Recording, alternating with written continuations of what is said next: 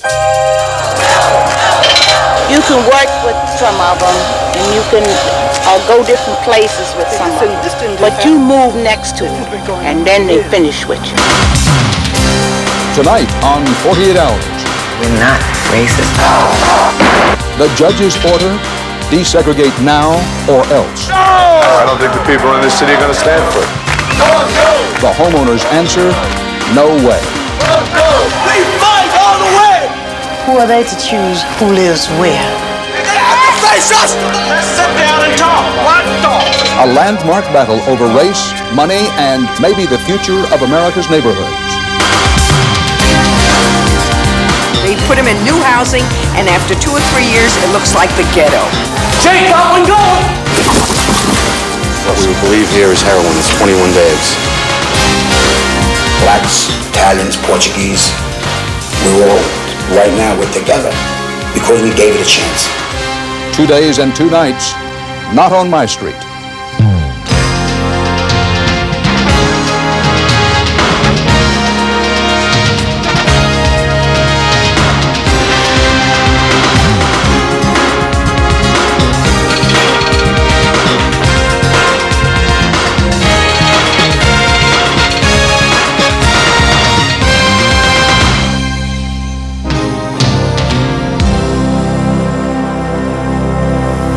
This 48 Hours is about a clash of dreams.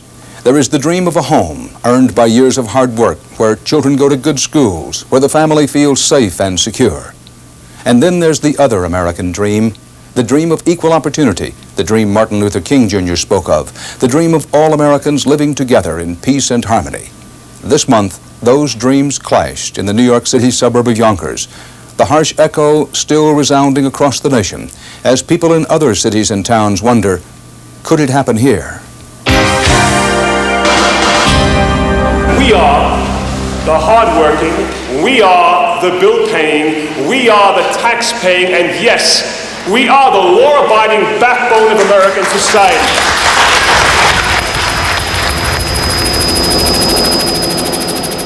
In 1985, a federal court found that the city of Yonkers, a suburb just north of New York City, had intentionally discriminated against blacks and Hispanics for 40 years in schools and housing. The result, a mostly minority, mostly poor West Side, a mostly white, mostly wealthier East Side. Federal Judge Leonard Sand ordered the schools desegregated. The city obeyed. Yeah, they're the ones. But encouraged by enraged homeowners, the council majority defied the court order to build low and middle income housing in predominantly white neighborhoods.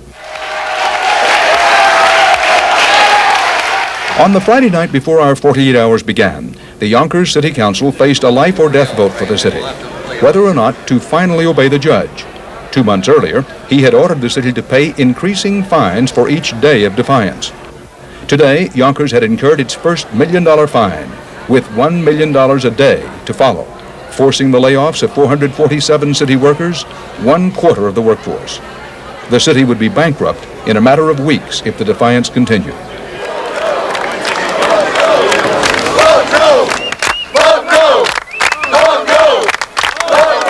It almost seems to me that there are no words even for this. I mean, it's just that bad. 29-year-old Mayor Nicholas Wasisco. The only thing... 12 minutes, yeah. All day, he's dreaded the midnight deadline. Either change the vote of the city council or send the city toward bankruptcy. Yeah, I know. I just don't want to spend $2 million tonight. Maybe they're going to serve breakfast here. All day long, homeowners who do not want public housing have been encouraging their councilmen not to cave in.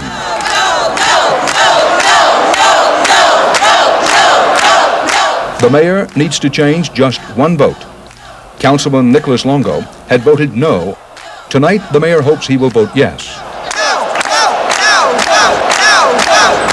So you think Nick is going to feel that? Sure he is. I mean, they're yelling outside already.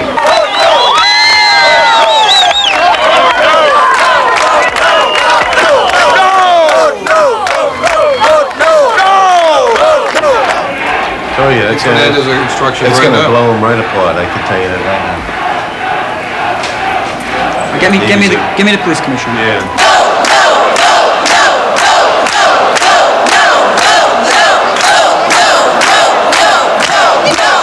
Joe, is there any way you think we can get that volume turned down so that Nicky doesn't get cold feet? I mean, it's important that we don't let it sound riotous to them, or he may... That's the big thing. There's actually no meeting going on. Huh? Yeah, no. Yeah. Disturbing the peace. No, I'm telling them to quiet down and see what they do. Yeah. Okay, wait, you want me to convene the meeting? That'll quiet them down, then you try to keep What quiet? time is it? Okay, let's do that. Let me convene. I'm going out. Other guys around? I call to order the recessed meeting of Friday, September 9th, 1988. Let the record reflect that this meeting is being called back to order at 11:57. I'm going to ask for a 15-minute recess so that we can accomplish that, and I thank you for your patience. It could still go the other way. Longo's been the one guy that's been on all sides of the issue. They're afraid of the crowd screaming and all of that. That's what they're afraid of. That the crowd will intimidate him, and that he'll get cold feet and he won't vote to comply. See the crowd out there?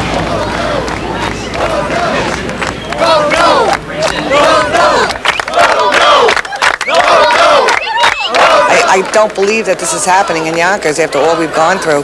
To go through a day like this and a night like this. I called the meeting back to order because I got assurances from them that they're ready to comply. I hope that's the way it comes out. What do we want? Justice! What do we want? Justice! What do we want? People who support complying with the law do not necessarily have to be black people. There are many people sitting in this area behind me here who support complying with the law. Shortly before 1 o'clock in the morning, a still uncertain mayor calls the council together for the final vote.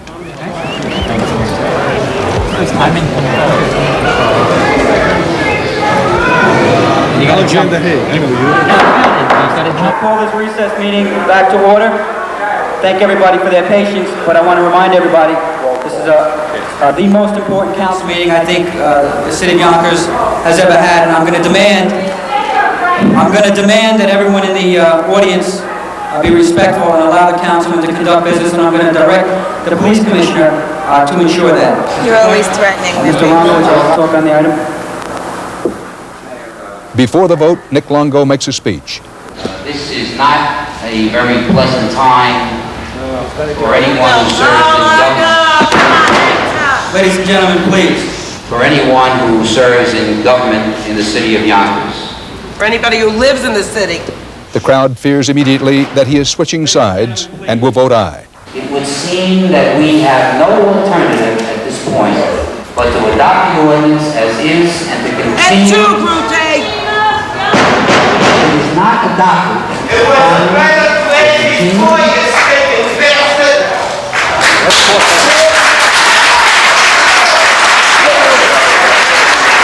A hard decision for me to make, especially since I didn't vote on consent. You victimized in no way. We fight all the way. Nicky, you no good. Roll call, Mr. Clerk. You're not even a big one. They don't have to throw us out, believe it. Aye. Now you need a Longo. Aye. Councilman Fraser. No. Councilman Schema. Aye. Councilman Maxson. Aye.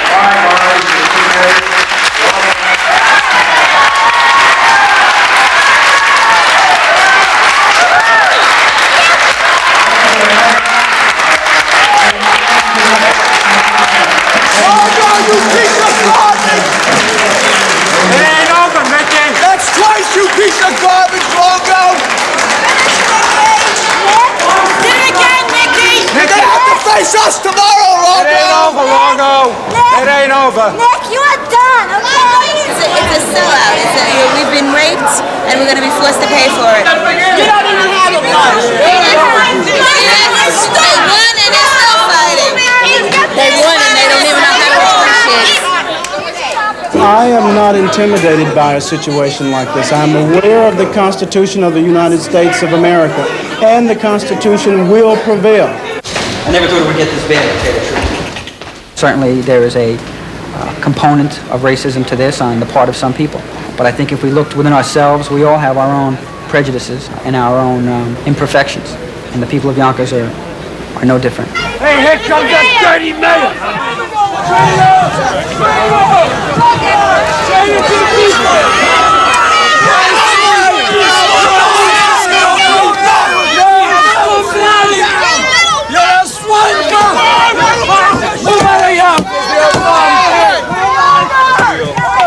Tonight's battle is over.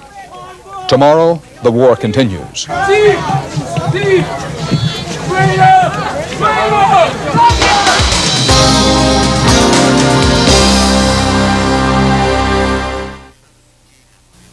This is a machine designed to keep you on time. And this is what makes it tick. People. Working together with clock-like precision, each dedicated to keeping you on schedule. Time after time after time. American Airlines, the on-time machine. Protect your home with his Family Guard smoke detector for $4.77 and his kit of Fireaway fire extinguisher for just $7.99. The right stuff at the right price, right here. Hey, let me tell you, Ace is a place for me. A grown man should not get a terrible headache from putting a toy together. I used to take aspirin or Tylenol, but today I take Advil. Advil gets rid of my headaches, and it's gentler to my stomach than aspirin. Advil, advanced medicine for pain. I believe sincerely if you work hard enough and long enough, anything is possible in this country. This is what now? This is the dining room. We physically took the wood and built the whole thing. This is our living room. We did the patio ourselves. Yeah, this is our bedroom. You can go in. I put the 2 sheds on. I replanted the tree, was in the backyard. This was a closed porch that was literally falling down. And my husband's going to put a pole outside someday, and we're going to hang that sign there. Yeah, that's sitting there a couple of months now. For 17 years, Tino and Ann Moriali struggled and saved to buy this house. Tino sells real estate. Ann is a housewife. This is your pride and joy? It's not my dream house, but I like it, and I don't want to move out of here. I do not want to be forced to move out of my home. I worry about my family. Why should I worry about somebody else that wants to sit on their butt and maybe smoke pot and drink beer all day, and I have to worry about a person like this? I'm not interested. America was built on work. When those colonists broke away, they came here and worked. They died traveling here. They didn't sleep. They brought their families, their children. Everybody pitched in. Everybody worked. Remember what Captain John Smith said? You don't work, you don't eat. I would be delighted to live next door to Frank Sinatra, Sammy Davis Jr., Dee Martin. Bill Cosby. Especially Bill Cosby. But, you know, Bill Cosby supposedly makes $80 million a year. Maybe Tino Moriali makes $30,000 or $40,000 a year. I would be delighted. But I don't fit in with a man that's making $80 million a year. We're low income compared to him. We're low income compared to him now. What do you think this neighborhood's going to be like in 5 years? I sincerely believe if you're dumping all the low-income housing in one neighborhood, you're gonna turn it into a South Bronx over the next 5, 7, 8 years. When Tino talks about the devastation of the Bronx, he speaks with authority. Now this is, I don't believe this. For 18 years, he lived here. So, where was your building? Right here. Let's see. What's just At the empty lot. That's where 515 East 184th Street was. Where I was, from when I was 9 months old until I was 18 years old, this is where I lived. This was the first building in this neighborhood that went welfare, where I lived. Predominantly white welfare. Do you honestly think at this point in time that working, decent people in America create things like what you see behind you? You think? You think? And this? And this? A building that no longer is here. A building that he spent Okay. almost 18 You think years in. hard-working, decent people